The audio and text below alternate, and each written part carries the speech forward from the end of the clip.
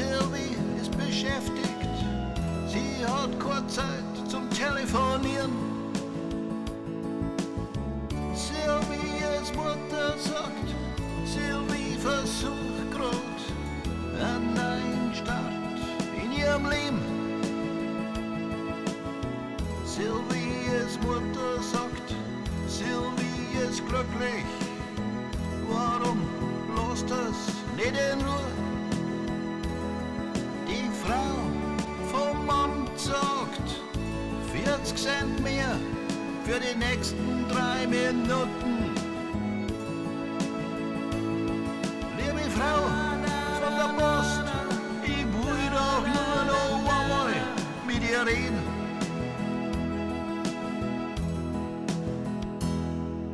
Sylvies Mutter sagt, Sylvie packt grad, sie will heut noch gehen.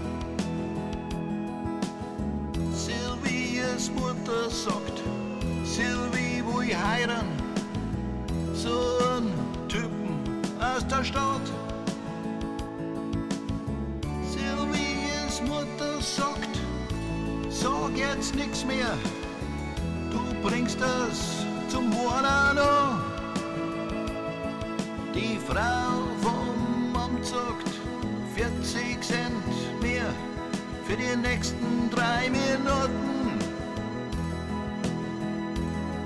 Liebe Frau von der Post, ich will doch nur noch ein letztes Mal mit ihr reden. Liebe Frau von der Post, ich will doch nur noch ein letztes Mal Servus sagen. Sylvies Mutter sagt, Sylvie ist in Eile, wir erwischen den neuen Zug. Sylvies Mutter sagt, nimm einen Ringschirm mit, es hat zum Ring angefangen. Sylvies Mutter sagt, ich danke dir für den Anrufer.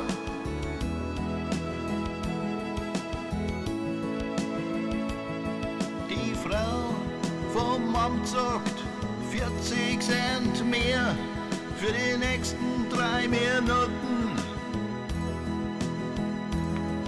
Liebe Frau von der Post, ich will doch nur noch ein letztes Mal mit ihr reden.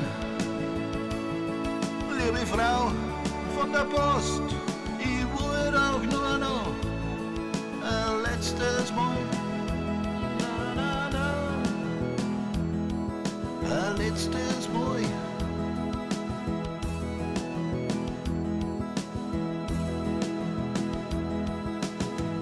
Servus sagen.